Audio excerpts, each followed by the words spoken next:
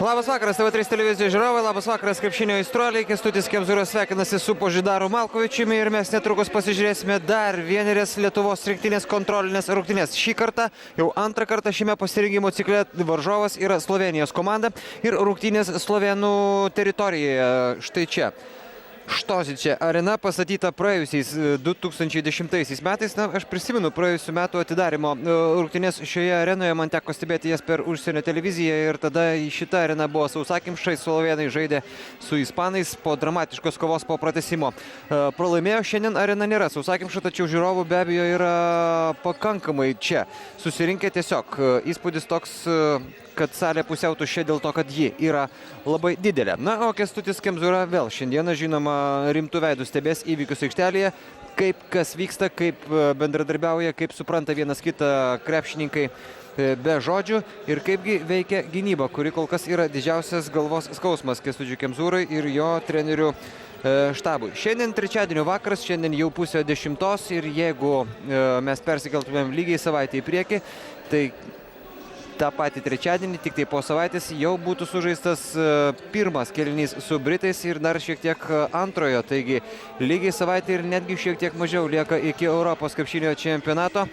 Ir viskas, kas dar kol kas draugiška, viskas kol kas, ką galima taisyti, keisti ar eksperimentuoti, bus baigta dėl to, kad prasidės tikras pirmenybės ir viskas jose bus tikra. Šiandien dar ne, tačiau įdomu bus pasižiūrėti, kaip atrodys šiandien Lietuvos komanda, kuri savo pasirengimo ciklą šiam Europos krepšinio čempionatui pradėjo būtent rungtynėmis su slovėnais. Pamenate tą mačą Klaipėdoje?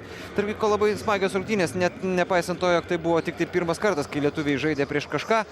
Tačiau rungtynės buvo smagios, Lietuvos komanda netgi buvo įgijusi 10 taškų pranašumą, bet jo neišsaugojo ir du stebuklingi slovėnų metimai. Razimo Larbeko tritaškis bei Jaka Lakovičiaus dvitaškis su pražanga rungtynių pabaigoje leido slovėnams išplėšti pergalę 72-70 tose rungtynėse. Čia Lietuvos komandos startinis penketas šiandien. Šarūnas Jasikevičius, Rimantas Kaukėnas, Simas Jasaitis, Darius Songaila ir Jonas Valančiūnas pradeda rungtynes. Smagu matyti, jog Darius Songaila ne tik tai grįžta pilnas jėgų, bet ir patenka į startinį penketą. Nėra šiandieną abiejų brolių.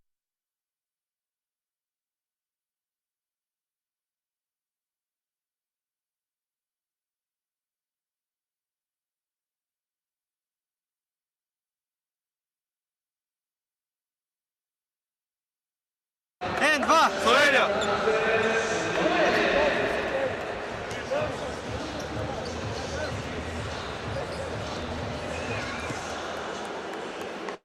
Su varžovais buvusių Jugoslavijos valstybių krepšinio turnyras, neturintis precedento, vyko būtent čia, Liublianoje, ir tame turnyre slovėnai liko treti dėl to, kad jie nusileido kroatams ir turėjo kautis dėl trečiosios vietos, kurioje įveikė Bosnijos ir Hercegovinos komanda, prieš tai nugalėjo Juodkalniją. Na ir paskutiniai slovėnų apšilimo mačai prieš štai šias rungtynės Lietuvoje buvo dvejos rungtynės Ispanijoje prieš Ispanijos ekipą. Jeigu pirmas rungtynės slovėnai pralaimėjo tuo pačiu skirtumu kaip ir lietuviai, tai yra 12 taškų skirtumų, tai antrose rungtynėse ispanai buvo pranašesni jau ženkliau, 79-57, 22 taškų skirtumų laimėjo rungtynės Ispanijos rinktinė, nors vėlgi sunku ką nors spręsti iš šio rezultato, nes tarkim po 3 kėlinių Malagoje komandas skyrė viso labo tik tai 5 taškai ir tik tai tą paskutinį ketvirtį. Slovėnijos rinktinė pralaimėjo rezultatu 7-24. Na, pažiūrėsime, kaip klostysis šio vakaro rungtynės, bet kuriuo atveju bus labai įdomu pamatyti, kaip pasikeitė komandų lygis ir koksgi dabar yra santykis tarp jų po tų pirmų rungtynių Klaipėdoje ir štai čia.